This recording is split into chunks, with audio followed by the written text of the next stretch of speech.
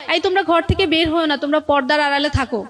দেখো না রাসূল সাল্লাল্লাহু আলাইহি সাল্লামের মেয়েকে ফাতেমা রাদিয়াল্লাহু তাআলা আনহু, তিনি এত পর্দানশীল ছিলেন যে মৃত্যুর সময় তিনি ওসিয়ত করে গেছেন তাকে যেন রাতের অন্ধকারে কবর দেওয়া হয়।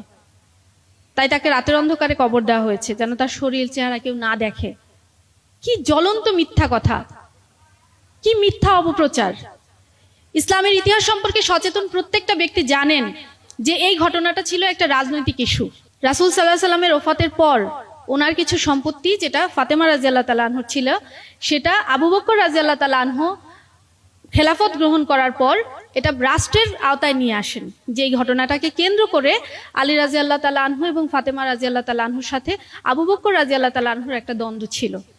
এই ক্ষোভ রাগ থেকে উনি ফাতেমা রাদিয়াল্লাহু তাআলা আনহার মৃত্যুর পর তাকে রাতের বেলায় দাফন করে নেওয়ার সিদ্ধান্ত নেন। এই ঘটনাটাকে পর্দার নামে, পর্দার গুরুত্ব বোঝানোর জন্য শত শত হাজার হাজার বছর ধরে নারীদেরকে শোনানো হচ্ছে।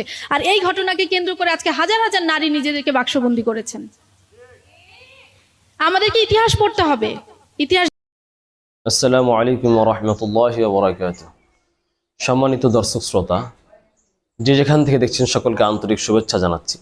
আজকে আমরা একটি গুরুত্বপূর্ণ বিষয় নিয়ে আলোচনা করব, তা হচ্ছে হিজবুত তাওহীদের পর্দা নিয়ে কোরআন হাদিসের বিভ্রান্তমূলক ব্যাখ্যার দাঁত ভাঙা জবাব।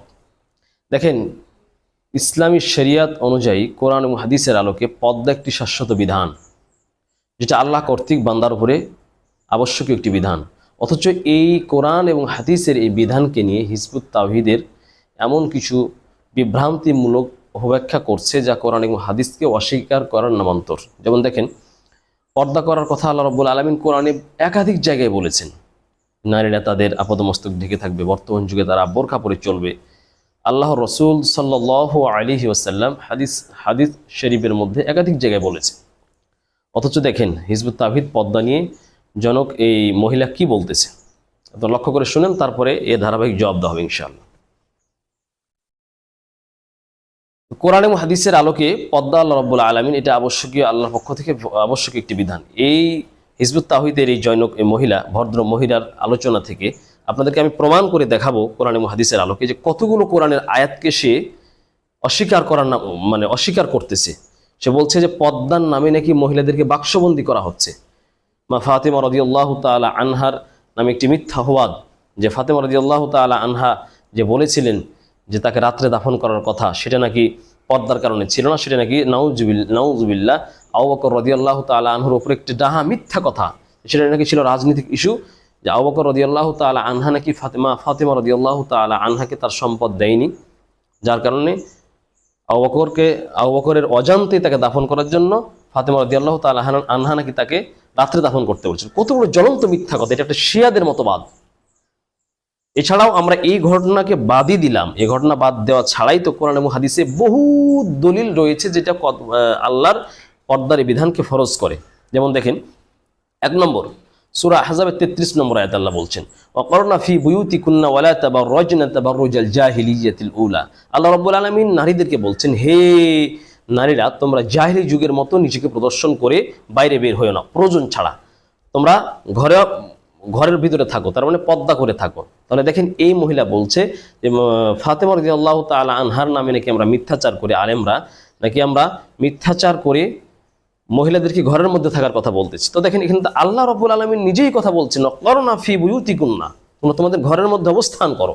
তো তাহলে এই মহিলা, ভদ্র মহিলাকে বলবো, আপনি যদি এই কথাই বলেন যে আলেমরা বানিয়ে বলছে পর্দার কথা, মহিলাদেরকে গৃহবন্দী করছে, বাক্সবন্দী করছে, তাহলে আপনি আল্লাহকে বলেন যে আল্লাহ বলেছেন বাক্সবন্দী হয়ে থাকতে। তাহলে তো এই দোষ আলেমদেরকে না দিয়ে আল্লাহকে, আপনার এই কথা তো আল্লাহর উপরে চলে যায়। অতএব দেখেন, তার এই কথা যে মহিলাদেরকে নাকি গৃহবন্দী করছে আলেমরা, অথচ আল্লাহর কোরআন বলছে সূরা আহজাবের 33 নম্বর আয়াতে, তাহলে তার কথাটা সরাসরি সূরা আহজাবের 33 নম্বর আয়াতের বিপরীত। তাহলে আপনারা কি মনে করেন, এত বড় কোরআন এবং হাদিসের ডাহা মিথ্যা কথা, কোরআন এবং হাদিসের উপরে আল্লাহ এবং রসুলের উপরে একটা মিথ্যা অপবাদ দিচ্ছে যে মহিলাদেরকে নাকি গৃহের মধ্যে অবস্থান করা আলেমরা বলেছে, এটা আল্লাহ বলছেন। তার এই কথাটা কোরআনের সাথে সাংঘর্ষিক। 2 নম্বর, প্রয়োজনে বাহির হতে হলে বোরকা পরে, বর্তমান যুগে বোরকা পরে মহিলারা বের হবে। এটা তো আলেমরা তো এই কথাই সবসময় বলছেন না যে মহিলারা সর্বদা ঘরে অবস্থান করবে, যে মহিলারা কোনো প্রয়োজনে বাইরে যেতে পারবে না, বাবার বাড়ি যাবে, প্রয়োজনে কোনো প্রয়োজন হলে বাইরে বের হবে। বাইরে বের হওয়ার সময় দেখেন আল্লাহ তাআলা কি বলছেন, এখানে আরেকটা বিষয় উল্লেখযোগ্য যে মা ফাতেমা রাদিয়াল্লাহু তাআলা আনহাকে নাকি আমরা মিথ্যে কথা বলেছি, যে ফাতেমা রাদিয়াল্লাহু তাআলা আনহা নাকি রাত্রের অন্ধকারে দাফন হওয়ার কথা বলেছেন, পর্দার বেকার জন্য না ঘটে, এটা নাকি আমরা বানিয়ে বলেছি।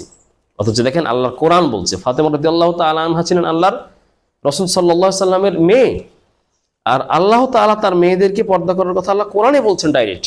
তাহলে এই ভদ্র মহিলা হিজবুত তাওহীদের অনুসারী নারীদের, এই অনুসারী এই মহিলা নারী হিজবুত তাওহীদের হাজার হাজার মহিলাদের সামনে বক্তব্য দিতে গিয়ে বলছে যে ফাতেমা রাদিয়াল্লাহু তাআলা আনহার নামে নাকি আমরা মিথ্যাচার করেছি, সে নাকি পর্দা করার কথা বলে নাই। তো দেখেন আল্লাহ তাআলা কোরআনে বলছেন ইয়া আইয়ুহান নবী কুল লি আজওয়াজিকা, আল্লাহ তাআলা বলছেন হে রাসূল আপনার স্ত্রীদেরকে বলেন, ওয়া বানাতিকা এবং আপনার কন্যাদেরকে বলেন। তো দেখেন কন্যাদেরকেও আল্লাহ তাআলা বলছেন, কি বলছেন, ওয়া নিসাইল মুমিনিনা এবং সমস্ত মুসলিম নারীদেরকে বলেন ইউদনিনা আলাইহিন্না মিন জালাবিবিহিন্না, তারা যেন তাদের চাদরকে, তারা যেন মুখমণ্ডলে তাদের চাদরকে একটা ওড়নাকে ঝুলিয়ে নি, তার মানে তারা পর্দা করে যায়। বর্তমান যুগে মুখ চোখ সব ঢেকে বের হবে, মুখ ঢেকে বের হবে। তো মুখ যদি ঢেকে বের হওয়ার কথা আল্লাহ তাআলা কাকে বলছেন, তার রাসূল সাল্লাল্লাহু আলাইহি সাল্লামকে আদেশ করছেন, তার স্ত্রীদেরকে, তার মেয়েদেরকে পর্দা করার কথা বলছেন আল্লাহ রাসূলের। তাহলে দেখেন মা ফাতেমা রাদিয়াল্লাহু তাআলা আনহা তো আল্লাহ রাসূলের একজন মেয়ে ছিলেন, সম্মানিত মেয়ে ছিলেন। তাহলে মেয়েদেরকে পর্দা করার কথা আল্লাহ বলছে, আর এই ভদ্র মহিলা নাকি বলছে আলেমরা নাকি মিথ্যাচার করে বলেছে। তাহলে দেখেন ফাতেমা রাদিয়াল্লাহু তাআলা আনহার নামে যে মিথ্যাচারটা সে করতেছে, যে আল্লাহর কোরআনের ডাইরেক্ট বিপরীত চলে যাচ্ছে। অতএব এই মহিলার কথাই তাহলে দেখেন একটা কোরআনের যে বিপরীত বক্তব্য রাখছে, তাহলে তার ঈমান নিয়ে কি মনে করেন আপনারা? কত বড় কোরআনে আল্লাহর তাআলার কোরআনের উপর একটা মিথ্যাচার করছে, অথচ আল্লাহ রাব্বুল আলামিন সূরা আহজাবের 59 নম্বর আয়াতে বলছেন। 3 নম্বর, পরপুরুষের সাথে কথা বলতেও নারীদেরকে আল্লাহ তাআলা পর্দার মধ্যে থেকে নরম ভাষায় কথা বলতে আল্লাহ তাআলা নিষেধ করছেন। পরপুরুষের সাথে কথা বলা প্রয়োজন হলে পর্দার আড়াল থেকে কর্কশ ভাষায় কথা বলবে। দেখেন আল্লাহ তাআলা কি বলছেন, ইয়া নিসা আন-নবী ইরাসতুন্না কাহাদিম মিনান নিসাই ইন ইত্তাকাইতুন্না ফালা তাখদু'না বিল কওলি ফায়াতমা আল্লাযী ফি কলবিহি মারাদুন ওয়া কুলনা কাওলাম মা'রুফা। আল্লাহ তাআলা সূরা আহজাবের 32 নম্বর আয়াতে বলছেন। এখানে আল্লাহ রাব্বুল আলামিন তার রাসূল সাল্লাল্লাহু আলাইহি সাল্লামের স্ত্রীদেরকে বলতেছেন, আল্লাহ তাআলা আদেশ করছেন যে তোমরা যখন কথা বলবে তোমরা এই যে তাকওয়া রাখো, তাহলে পরপুরুষের সাথে কথা বললে তোমরা নরম ভাষায় কথা বলবে না। কেন নরম ভাষায় কথা বললে যারা পরপুরুষ তাদের অন্তরের মধ্যে তাদের অন্তরের মধ্যে কোন নালাই অন্তরের মধ্যে কিছু খোঁচা দিতে পারে, এই জন্য কথা বলতে সাবধান করা হয়েছে। তাহলে এখানে দেখেন পর্দার বিধানটা সূরা আহজাব 32 নম্বর আয়াতে, এই আয়াতকেও ওই মহিলার কথা অনুযায়ী এই আয়াতের সাথেও সে সাংঘর্ষিক হচ্ছে তার কথা। 4 নম্বর আল্লাহ রাব্বুল আলামিন সূরা নূরের মধ্যে বলছেন, সূরা নূরের 31 নম্বর আয়াতে আল্লাহ তাআলা বলছেন যে মহিলারা যখন বাইরে যাবে তারা যেন সজোরে তাদের পায়ের আঘাত না করে, যাতে করে তাদের আল্লাহ তাআলা বলছেন যাতে করে তাদের কি না হয়ে যায়, মা ইউখফিনা মিন জিনাতিহিন্না, তাদের যেই অঙ্গগুলি তাদের যেই সাজসজ্জাগুলি গোপন ছিল সেটা যেন প্রকাশ না হয়ে যায়। তো বাইরে বের হতে আল্লাহ তাআলা পর্দার কথা বলছেন। এটাকে আলেমরা বলছেন নাকি আল্লাহ বলছেন? তো আপনি যদি এই হিজবুত তাওহীদের এই জনক এই ভদ্র মহিলাকে বলবো, যদি আপনি বলতে চান তো বলেন যে আল্লাহর কোরআন মিথ্যা বলেছে, আলেমদেরকে কেন বলছেন? আর এই মহিলার এই কথাটা প্রত্যেকটা কথাই কোরআন এবং হাদিসের সাথে সাংঘর্ষিক হয়ে যাচ্ছে, যে মহিলাদেরকে নাকি পর্দার নামে গৃহবন্দী এবং বাক্সবন্দী নাকি আমরা করেছি, নাউযুবিল্লাহি মিন যালিক। 5 নম্বর দেখেন এই আয়াতে আল্লাহ রাব্বুল আলামিন মহিলাদেরকে এমন কিছু কথা বলেছেন যে হাঁটতে চলতে পর্দার সাবধানতা, কোনো মহিলার পায়ের নুপুরের আওয়াজ যেন পরপুরুষ না শুনে, তাদের হাত মুখ যেন ঢেকে থাকে, এই আয়াতে আল্লাহ তাআলা এই কথা বলেছেন। 5 নম্বর দেখেন মহিলাদেরকে আল্লাহ রাব্বুল আলামিন মহিলাদের থেকে কিছু নিতে হলে মুমিন পুরুষদেরকে সাহাবায়ে কেরামকে লক্ষ্য করে আল্লাহ তাআলা সে সময় বলেছিলেন, ওয়া ইযা সাআলতুমুহুন্না মাতাআন ফাসআলুহুন্না মিন ওয়ারাই হিজাব, যে রাসূল সাল্লাল্লাহু আলাইহি সাল্লামের স্ত্রীদের থেকে হে মুমিন পুরুষেরা কিছু নিতে হলে মি ওয়ারাই হিজাব, কিছু প্রয়োজন হলে, কিছু আদান প্রদানের প্রয়োজন হলে মি ওয়ারাই হিজাব, পর্দার আড়াল থেকে নিতে হবে, এ কথা বলা হয়েছে। আর সাহাবায়ে কেরাম আল্লাহ রাসূল সাল্লাল্লাহু আলাইহি সাল্লাম এবং তার স্ত্রীদের আমল থেকে এটাই বোঝা যাচ্ছে যে মহিলারা কি করবে, পর্দার আড়াল থেকে জিনিস প্রয়োজন হলে আদান প্রদান করবে, সামনাসামনি এসে আদান প্রদান করতে পারবে না পর্দার ব্যাঘাত ঘটিয়ে। দেখেন আল্লাহ রাব্বুল আলামিন আহজাবের 33 নম্বর আয়াতে বলছেন। তাহলে এই আয়াতগুলো সব সে অস্বীকার করছে, যদি সে ডাইরেক্ট বলছে না কিন্তু তার কথা দ্বারা আয়াতগুলোর সাথে সাংঘর্ষিক হয়ে যাচ্ছে। এছাড়া আল্লাহ রাব্বুল আলামিন মুমিন নারী, প্রত্যেকটা মুমিন নারীদেরকে বলতেছেন যে মুমিন নারীরা তাদের দৃষ্টি অবনত রাখবে, ওয়াকুল লিল মুমিনাতি ইয়াগদুদনা মিন আবসারিহিন্না ওয়া ইয়াহফাযনা ফুরুজাহুন্না ওয়া লা ইবদিনা জিনাতাহুন্না, মুমিন নারীরা তাদের দৃষ্টিকে অবনত রাখবে। তো দেখেন এই যে হিজবুত তাওহীদের যে ভদ্র এই মহিলা কথা বলতেছে হিজবুত তাওহীদের যে একটা কনফারেন্সে, এখানে কত পুরুষের দিকে তার চক্ষু যাচ্ছে, অথচ আল্লাহ বলছেন হে মুমিন নারীরা তোমরা তোমাদের দৃষ্টি অবনত রাখো মুমিন পুরুষ থেকে। তো এই মহিলাকে আপনি কি বলবেন? তার এই কথাগুলি দ্বারা, তার বক্তব্য দ্বারা, তার আমল দ্বারা পবিত্র কোরআনুল কারীমের অসংখ্য আয়াতকে সে বিধানগুলি দেখাচ্ছে এবং আয়াতের বিপরীত তার কথাগুলো চলে যাচ্ছে। তারপরে 7 নম্বর দেখেন পুরুষকেও আল্লাহ তাআলা দৃষ্টি অবনত রাখতে বলেছেন। আল্লাহ তাআলা বলছেন কুল লিল মুমিনিনা ইয়াগুদ্দু মিন আবসারিহিম ওয়া ইয়াহফাযু ফুরুজাহুম। আল্লাহ তাআলা মুমিন পুরুষদেরকে বলছেন, মুমিন পুরুষেরা মুমিন নারী থেকে তাদের দৃষ্টিকে অবনত রাখবে, নিচু রাখবে। তো হিজবুত তাওহীদের যে কনফারেন্সগুলি হচ্ছে, আলোচনা সভাগুলি হচ্ছে, ওখানে নারী পুরুষ সব একাকার হয়ে আলোচনা হচ্ছে। নারী পুরুষের দিকে দেখছে, পুরুষ নারীর দিকে দেখছে। তাহলে তো এই আয়াত সবগুলো লঙ্ঘন হয়ে যাচ্ছে। সূরা নূরের 31 নম্বর আয়াত। তারপর আল্লাহ রাব্বুল আলামিন সূরা নূরের 31 নম্বর আয়াতের মাঝে আল্লাহ তাআলা বলছেন যে আল্লাহ রাব্বুল আলামিন আদেশ করছেন ওয়াল ইয়াদরিবনা বিখুমুরিহিন্না আলা জুয়ুবিহিন্না। আল্লাহ রাব্বুল আলামিন মুমিন পুরুষদেরকে বলছেন তারা যেন তাদের ওড়না এবং আঁচল দিয়ে বুক এবং মুখ চক্ষু সব ঢেকে রাখে। এই আদেশ আল্লাহ রাব্বুল আলামিন করছেন। দেখেন এই আয়াতের তাফসীর আমরা আমাদের মুখে না করে আম্মাজান আয়েশা রাদিয়াল্লাহু তাআলা আনহা এই আয়াতের তাফসীরে কি বলছেন? তিনি বলছেন আয়েশা রাদিয়াল্লাহু তাআলা আনহা ইয়ারহামুল্লাহু নিসাআল মুহাজিরিন আল উওয়ালা। আয়েশা রাদিয়াল্লাহু তাআলা আনহা বলছেন যে মুহাজিরদের প্রথম যুগের মহিলাদের প্রতি আল্লাহ তাআলা রহম করেন। লাম্মা আনজালাল্লাহু ওয়াল ইয়াদরিবনা, আল্লাহ তাআলা যখন এই আয়াতের এই অংশটুকু নাজিল করলেন ওয়াল ইয়াদরিবনা বিখুমুরিহিন্না আলা জুয়ুবিহিন্না, যে মহিলারা এই আয়াতটুকু যখন আল্লাহ তাআলা নাজিল করলেন তখন তিনি বলছেন শাক্কাকনা মুরুতাহুন্না। তখন ওই আনসারীদের মুহাজিরদের ওই মহিলারা তারা তাদের চাদরকে ছিঁড়ে ফাহতামারনা বিহা, তখন মহিলারা তাদের চাদরকে ছিঁড়ে তারা তাদের মুখমণ্ডল সব কিছু ঢেকে নিয়েছিলেন। দেখেন এই হাদিসটা প্রমাণ করে যে মহিলাদের সমস্ত মুখমণ্ডল ঢেকে তারা পর্দা করে প্রয়োজনে বাইরে বের হবে অথবা তারা ঘরের মধ্যে অবস্থান করবে। এই আয়াতের তাফসীর, এই আয়াতের ব্যাখ্যায় হাফেজ, জগৎ বিখ্যাত মুহাদ্দিস হাফেজ ইবনে হাজার আসকালানী রাহমাতুল্লাহি আলাইহি তার কিতাবের মধ্যে তিনি উল্লেখ করেছেন যে ফাহতামারনা বিহা, এই যে ফাহতামারনা বিহা আয়াত যখন নাজিল হলো তখন আল্লাহ রাসূল সাল্লাল্লাহু আলাইহি ওয়াসাল্লাম বলছেন ফাহতামারনা বিহা, মহিলারা তাদের চাদর দিয়ে মুখ ঢেকে নিল। এই ফাহতামারনা বিহা দ্বারা কি উদ্দেশ্য? তিনি বলছেন যে মহিলারা তাদের চাদর দিয়ে মুখমণ্ডল সবকে ঢেকে নিয়েছেন। জগৎ বিখ্যাত মুহাদ্দিস ফাতহুল বারি নামক কিতাবের 8 নম্বর খণ্ডের 347 নম্বর পৃষ্ঠায় ইবনে হাজার আসকালানী রাহমাতুল্লাহ আলাইহি, জগৎ বিখ্যাত জবরদস্ত একজন মুহাদ্দিস, তার কথা তিনি মত পোষণ করেন, একেবারে পাথরের মতো শক্ত মত তিনি পোষণ করেন। এছাড়া আল্লামা বদরুদ্দিন আইনি রাহমাতুল্লাহি আলাইহি উমদাতুল কারির 19 নম্বর খণ্ড 92 নম্বর পৃষ্ঠায় উল্লেখ করেছেন যে ফাহতামারনা বিহা দ্বারা উদ্দেশ্য হচ্ছে মহিলার আয়াত যখন নাজিল হলো তখন মহিলারা তাদের চেহারাকে আবৃত করে নিল। তাহলে দেখেন প্রায় আটটা আয়াত আমি পেশ করলাম নারীদের পর্দার ব্যাপারে, অথচ দেখেন এই ভদ্র মহিলা বলছে নাকি মহিলাদেরকে পর্দা করার কথা নাকি হুজুররা বানায়া বলতেছে, আল্লাহ নাকি বলে নাই। ফাতেমা রাদিয়াল্লাহু তাআলা আনহা নাকি পর্দার জন্য তাকে রাতে দাফন করতে বলেন। দেখেন কতগুলো কোরআনের আয়াত, এছাড়া আরো আয়াত আমার সামনে উপস্থিত আছে, দিতে পারবো কিন্তু ভিডিও যেহেতু লম্বা হয়ে যাচ্ছে। দেখেন এরপর দেখেন আল্লাহ রাসূল সাল্লাল্লাহু আলাইহি ওয়াসাল্লামের হাদিস থেকে স্পষ্টভাবে আল্লাহ নবী কি বলছেন। আল্লাহ নবী সাল্লাল্লাহু আলাইহি ওয়াসাল্লাম দেখেন সাহাবায়ে আল্লাহর নবীর সামনে কোনো মহিলা পর্দার আয়াত নাজিল হওয়ার পরে কোনো মহিলা আল্লাহ রাসূল সাল্লাল্লাহু আলাইহি ওয়াসাল্লামের সামনে আসলেও সে পর্দার আড়াল থেকে আসতেন, পর্দার আড়াল থেকে নবীর সাথে কথাবার্তা বলতেন। দেখেন জনক এক মহিলা আওমাত ইমরাতুম মিন ওয়ারাই সিতরিন বিয়াদিহা কিতাবুন ইলা রাসূলিল্লাহি সাল্লাল্লাহু আলাইহি ওয়াসাল্লাম, একজন মহিলা আসলেন এবং রাসূলের সামনে পর্দার আড়াল থেকে সে একটি চিঠি রাসূল সাল্লাল্লাহু আলাইহি ওয়াসাল্লামকে দিচ্ছিলেন কোনো কিছু জানার জন্য। ফাকাবাযা নবী সাল্লাল্লাহু আলাইহি ওয়াসাল্লাম ইয়াদাহু, আল্লাহর নবী তার হাতকে গুটিয়ে নিলেন। এরপর তিনি বললেন ফাকালা মা আদরি আয়াদু রাজুলিন আম ইয়াদু ইমরাতিন, রাসূল সাল্লাল্লাহু আলাইহি ওয়াসাল্লাম বলছেন যে আমি বুঝতে পারলাম না যে এটা কি মহিলার হাত না পুরুষের হাত। তাহলে দেখেন এই হাদিসটা দ্বারা কি বোঝা গেল, মহিলা ওরা আসিত্রিন পর্দার আড়াল থেকে নবীর সামনেও কোনো কিছু আদান প্রদান করছিল পর্দার আড়াল থেকে। দেখেন হাদিসটা একটা আবু দাউদ শরীফের বিশুদ্ধ সনদে বর্ণিত হয়েছে 4166 নম্বর হাদিস। তাহলে বোঝা গেল আল্লাহ রসুলের সামনেও নারীরা এসেছে পর্দার আড়ালে। আর দেখেন কুখ্যাত এই যে হিজবুত তাওহীদের যে এই গোন্ডা সেলিম এই ফাসিক মহিলাদেরকে একাকার হয়ে নিয়ে আলোচনা করতেছে যে আল্লাহ নবীর যুগে নাকি আল্লাহ নবী নাকি সামনাসামনি এসে নারীদের সাথে কথা বলেছেন। আরে ভাই এটা তো বুঝতে হবে যে হিজরত পর্দার আয়াত প্রথমে তো ইসলামের প্রথমে কিছু সময় তো পর্দার বিধান তো ছিল না। পর্দার আয়াত নাজিল হওয়ার পরে আল্লাহ নবী কোনো মহিলার সাথে সাক্ষাৎ করেন, সাক্ষাতে কথা বলেননি।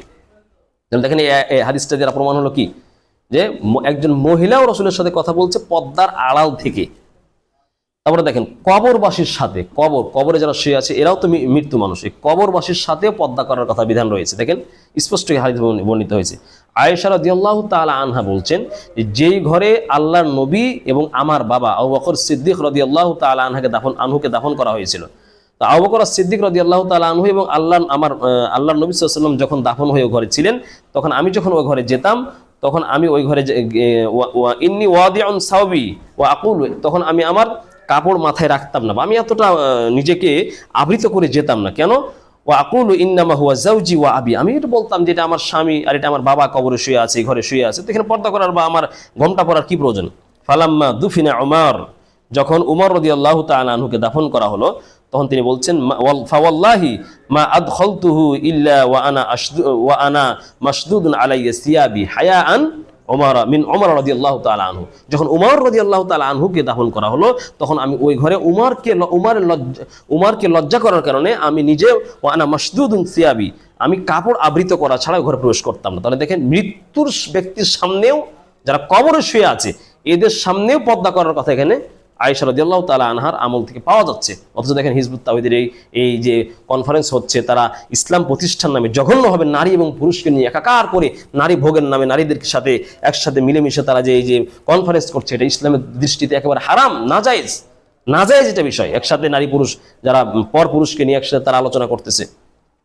তারপর অন্ধের সামনেও নারীদেরকে পর্দা করার কথা বলা হয়েছে। দেখেন, একজন অন্ধ মানুষের সামনেও নারীরা আসলে পর্দা করার কথা আল্লাহ রসুলের আমল থেকে, তার স্ত্রীদের আমল থেকে এটি স্পষ্টভাবে পাওয়া যাচ্ছে। দেখেন, وعن أم سلمة رضي الله تعالى عنها قالت كنت مع ميمونة عند النبي صلى الله عليه وسلم, আমি এবং মাইমুনা রাদিয়াল্লাহু তাআলা আনহা আল্লাহর নবীর সামনে পাশে ছিলাম।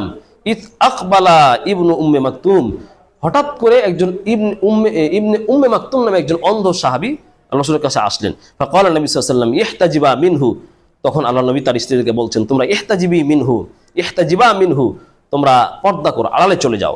ফাকুলতু ইয়া রাসূলুল্লাহ, উম্মে সালামা রাদিয়াল্লাহু তাআলা আনহা বলছেন, আমি বললাম, হে আল্লাহর রাসূল সাল্লাল্লাহু আলাইহি ওয়াসাল্লাম, আলাইসা হুয়া আ'মা লা ইবসিরুনা, আল্লাহর রাসূল এ তো অন্ধ ব্যক্তি, আমাদেরকে তো সে দেখছে না। তখন আল্লাহ রাসূল সাল্লাল্লাহু আলাইহি ওয়াসাল্লাম বললেন, ফাকালা আফা আমিয়াওয়ানি আনতুমা আলাস্তুমা তুবসিরানিহি, সে তোমাদেরকে দেখছে না, তোমরা কি তাদেরকে দেখতেছো না?